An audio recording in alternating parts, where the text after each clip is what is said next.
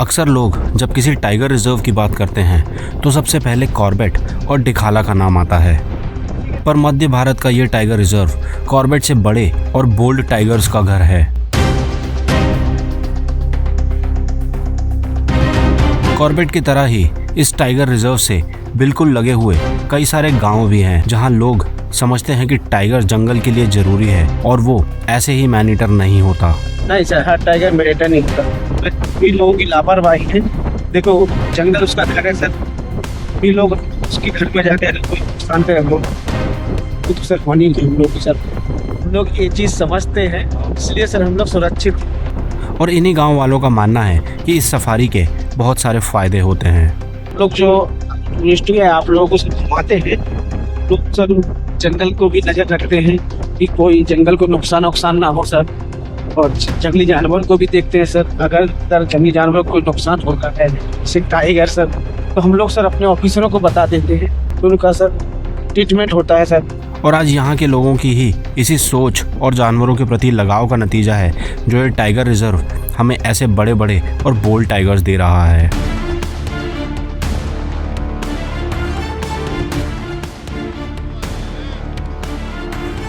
एक समय टाइगर विहीन हो चुके इस जंगल में आज ऐसे ऐसे टाइगर्स का दिखना ऐसा लगता है जैसे कुदरत का कोई करिश्मा हो।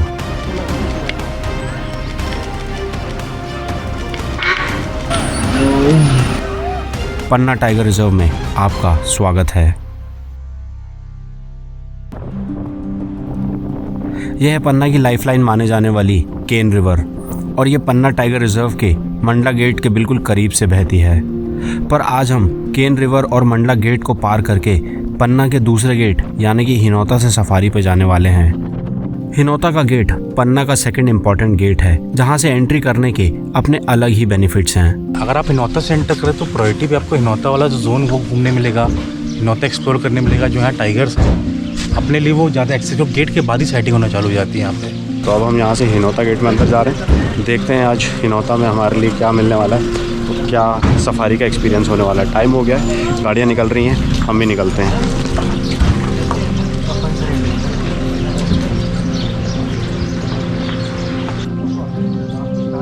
आज की सफारी में हमारा टारगेट था कि गेट से निकल के हम सीधा प्लेटू के पास चेक करते हुए वल्चर पॉइंट की तरफ जाएंगे। ये रास्ता खुले मैदानों और डेंस फॉरेस्ट से होता हुआ वल्चर पॉइंट की ओर जाता है और यहाँ आजकल काफ़ी सारे मेल टाइगर्स घूमते हैं। 652 है, 142 है, 652 के कब्स हैं, 663 मेल आता है, 243 मेल है। छोटे से एरिया में बहुत से टाइगर्स हैं यहाँ पे। इस सफारी में जैसे हम आगे बढ़ रहे थे जंगल डेंस होता जा रहा था और वल्चर पॉइंट नज़दीक आ रहा था, बट अब फॉरेस्ट डिपार्टमेंट ने इस पॉइंट पे उतरना बैन कर दिया है।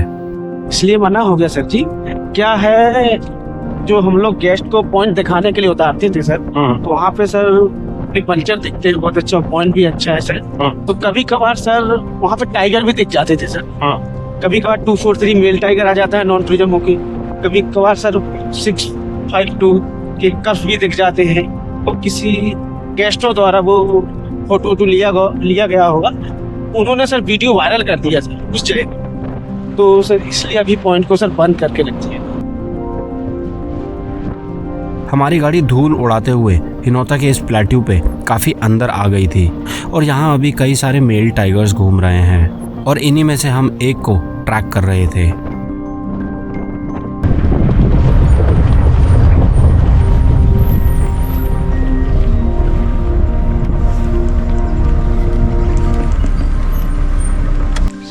की मेल सब एडल्ट कब जो है ना उनको ट्राई कर रहे हैं। अभी तो अपन मॉर्निंग साइटिंग हुई है कि इसी डायरेक्शन में आए थे, जब तभी यहाँ तक पहुँचे नहीं, बीच में रुक गया टाइगर।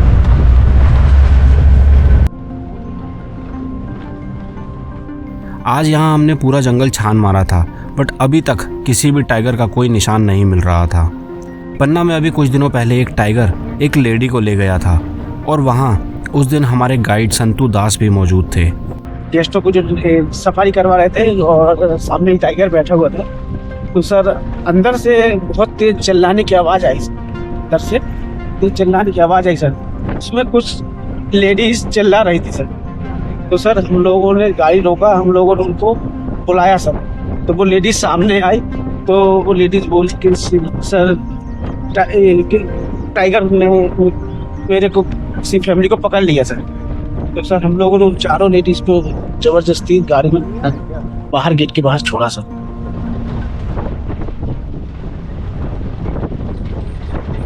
हमारा आज का प्लान हिनौता से एंटर करके मंडला से एग्जिट करने का था, जिसके लिए हम पीपरटोला कैंप क्रॉस करके पीपरटोला के मैदान का पूरा एक चक्कर लगा लेते हैं।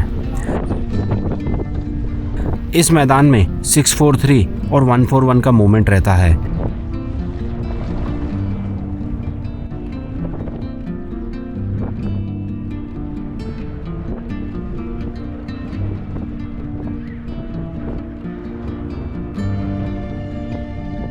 और इसका चक्कर लगा लेने के बाद हम केन रिवर के साथ वाली रोड तक पहुंच जाते हैं।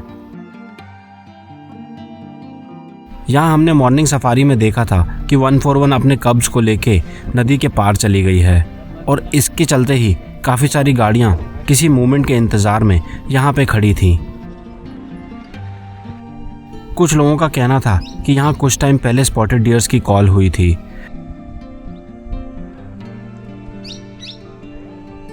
पर जब हमें काफ़ी देर तक यहाँ कुछ नहीं मिलता तो हम आगे नदी के पास एक और स्पॉट को चेक करने के लिए आगे की ओर निकल जाते हैं।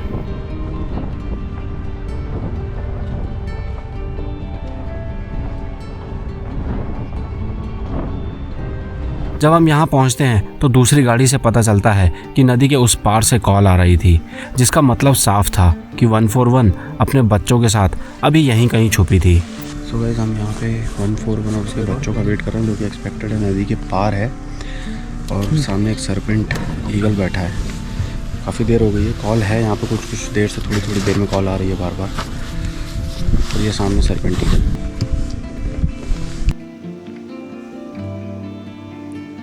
भरा क्या भरा ही निकलने आँख पीछे करके बैठा हुआ है।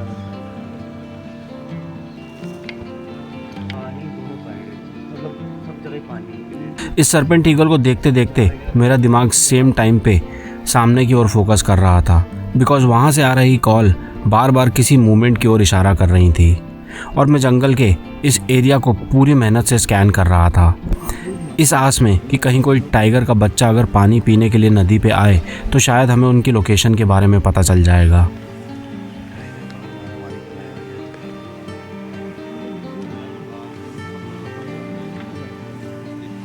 जिस पॉइंट पे अभी हम खड़े थे वहाँ से पीपरटोला का वो नदी वाला पॉइंट साफ नज़र आता है, जिसे कुछ देर पहले अभी हम चेक करके आए ही थे। और एकदम से हमें वहाँ काफ़ी सारी धूल उड़ते हुए नज़र आती है। इसका मतलब साफ था कि वहाँ जिप्सियों का कुछ एक साथ काफ़ी मूवमेंट हुआ है। उसे चेक करने के लिए हम भी अपनी गाड़ी घुमा लेते हैं और उसी पॉइंट की ओर दौड़ा देते हैं। चलो।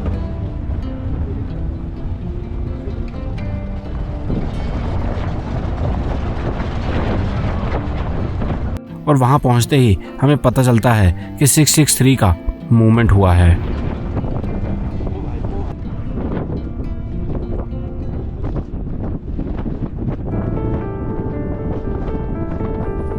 जैसे ही हम वहाँ पोजीशन लेते हैं, पन्ना का ये किंग टाइगर हमारी गाड़ी के सामने निकल के आ जाता है।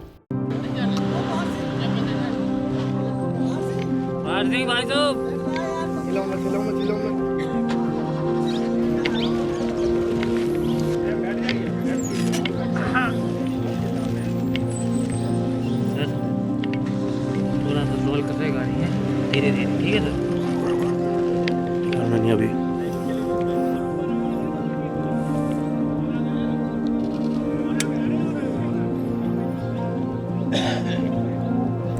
यहाँ पे आप देख सकते हैं ये टाइगर यूरिन कर रहा है और अपने लेग्स उसी पे रगड़ रहा है। टाइगर ऐसा इसीलिए करते हैं ताकि जब वो चलें तो उनकी यूरिन की स्मेल पूरे रास्ते में फैल जाए।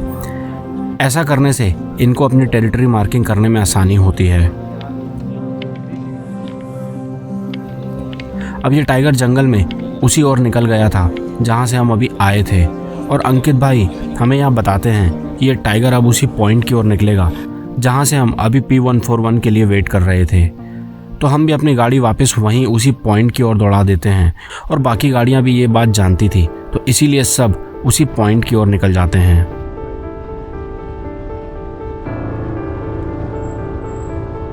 साइटिंग के बाद का नज़ारा, सारी गाड़ियाँ लाइन लगा के जो चल रही हैं एक्चुअली। बिल्कुल ही सही मोमेंट पे निकले हम। वहाँ से नदी को छोड़ के अगर यहाँ नहीं आया होता, क्योंकि नदी से एक पैच है जहाँ से ये एरिया का पैच दिख रहा था, थोड़ी धूल मिट्टी दिखी हमें उस पैच पे, तो हम भाग गए थे वहाँ से और बिल्कुल सटीक मोमेंट पे पहुँचे। 10-15 सेकंड का अगर गैप हो जाता हमारा तो हमें वो पोजीशन नहीं मिलती जहाँ से ये शॉट आया। तो जो भी आया वो बहुत अच्छा आया। एटलीस्ट इस पूरी ट्रायल जाती हुई सफारी में कुछ तो मिला। आगे जाके देख रहे हैं वापस से उस नदी के नाके 2 नाका के पास, और अब हम यहाँ उसी पॉइंट पे वापस पहुँच जाते हैं और P663 का वेट करने लगते हैं।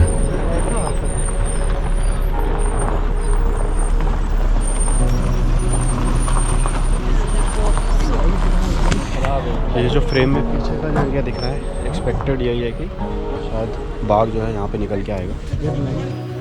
मानो जैसे वो बाघ सबको अपना रूट बता के आया था, इसीलिए यहाँ गाड़ियों की लाइन लग जाती है।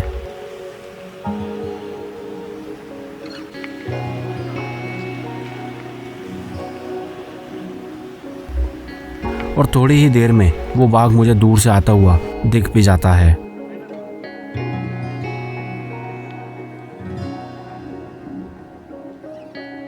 अभी हमसे काफ़ी दूर था, बट बाघ को चाहे आप दूर से देखें या पास से, उसकी एक अलग ही फीलिंग होती है।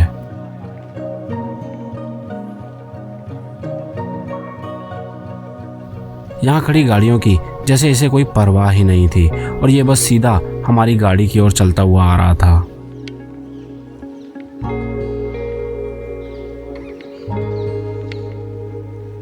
पर सच कहूँ तो मुझे लगा था कि थोड़ी देर में हमारी तरफ आने के बाद ये नदी के दूसरी साइड की तरफ कट जाएगा, पर मैं गलत था और ऐसा गलत मैं अपनी हर सफारी में होना चाहूँगा। इसके बाद जो हुआ उसने मेरे होश उड़ा दिए थे।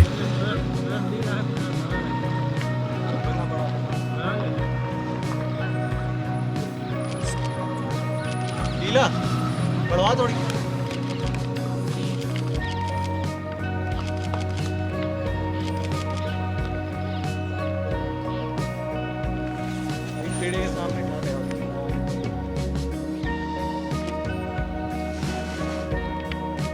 इस तरफ पास आके ये फिर से अपनी टेरिटरी मार्क करता है और फिर से सीधा हमारी गाड़ी की ओर चलने लगता है।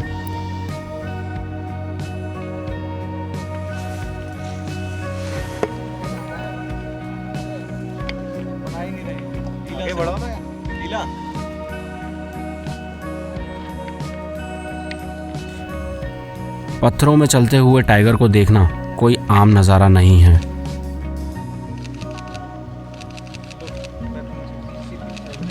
हिलाओ नहीं, हिलाओ नहीं, हिला रहे हैं नहीं बिल्कुल भी।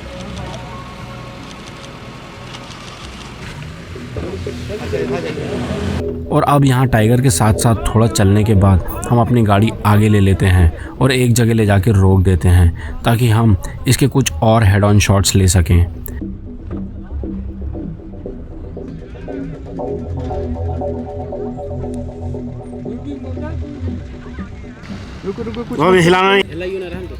टाइगर यहाँ आज ऐसे साइटिंग दे रहा था जैसे हर वाइल्ड लाइफ फोटोग्राफर और फिल्म मेकर को देखने की इच्छा होती है।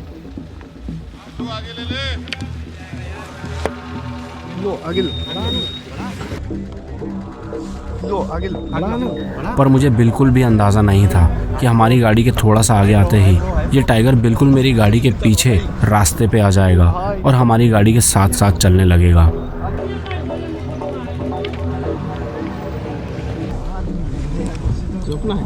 थोड़ा और आगे खींच दो, आगे रोक के रोक दो, लंबा चलाओ और आगे चलाओ, आगे और आगे चलाओ।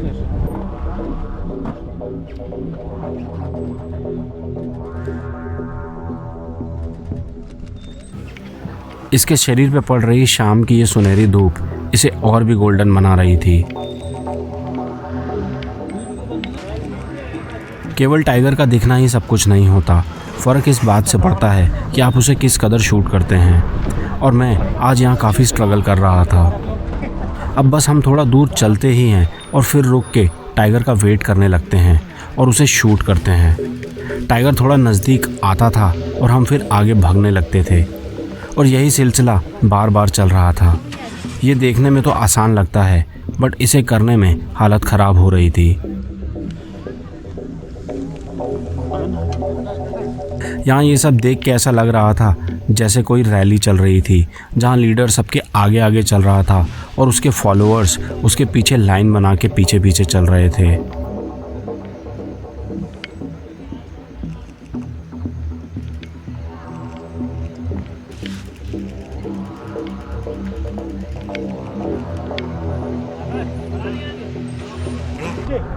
नीचे तारते हाई लेवल पे आएगा, बढ़िया हाई लेवल पे आएगा नीचे। अंकित भाई यहाँ अपनी एक्सपर्टीज़ दिखाते हैं और ये टाइगर के कुछ ऑसम शॉट्स लेने के लिए गाड़ी एक बेहतरीन पोजीशन पे आगे ले जाके लगवा देते हैं।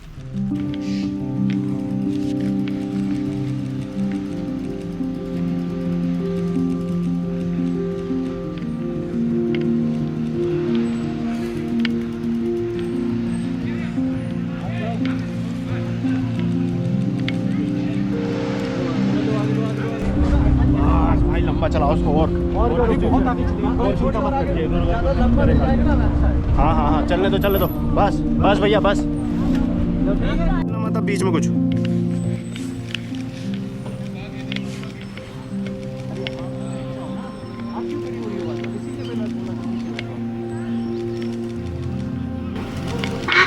यहाँ ऊपर खड़े हुए कुछ डियर्स ने कॉल कर दी थी और जिन्हें इग्नोर करके टाइगर सीधे आगे बढ़ जाता है।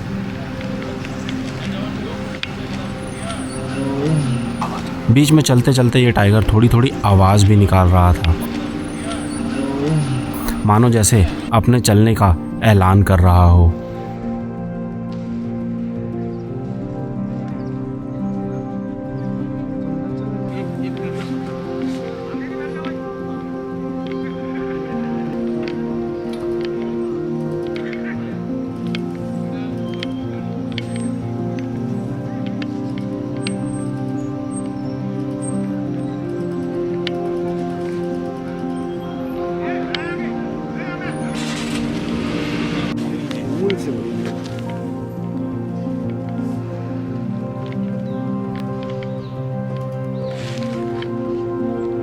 थोड़ी देर चलने के बाद ये टाइगर जंगल में अंदर की ओर जाता है। यहाँ मुझे लगता है कि चलो आज की हमारी साइटिंग यहाँ कंप्लीट होती है, पर यह टाइगर आज पूरा का पूरा एक शो करने के मूड में था और अपनी स्प्रे मार्किंग करने के बाद ये फिर से वापस निकल के सड़क पे आ जाता है।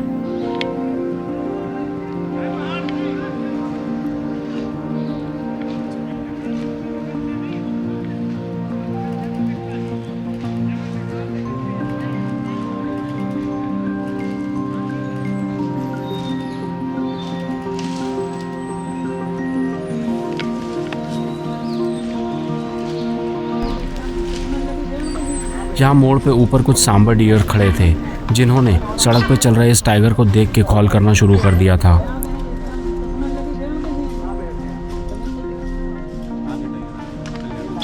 इस बार ये टाइगर फिर से अंदर जाता है तो लगता है कि मार्किंग करके वापस आ जाएगा, बट ऐसा नहीं होता और जंगल आपको हर वक्त एक सरप्राइज देता है और इसीलिए अब ये जंगल में अंदर जाके कहीं गुम हो जाता है।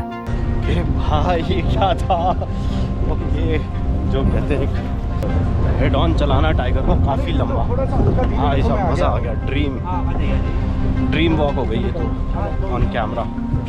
दोस्तों ये चैनल आपके सपोर्ट से ही चलता है और उम्मीद करता हूँ ये वीडियो आपको पसंद आया होगा।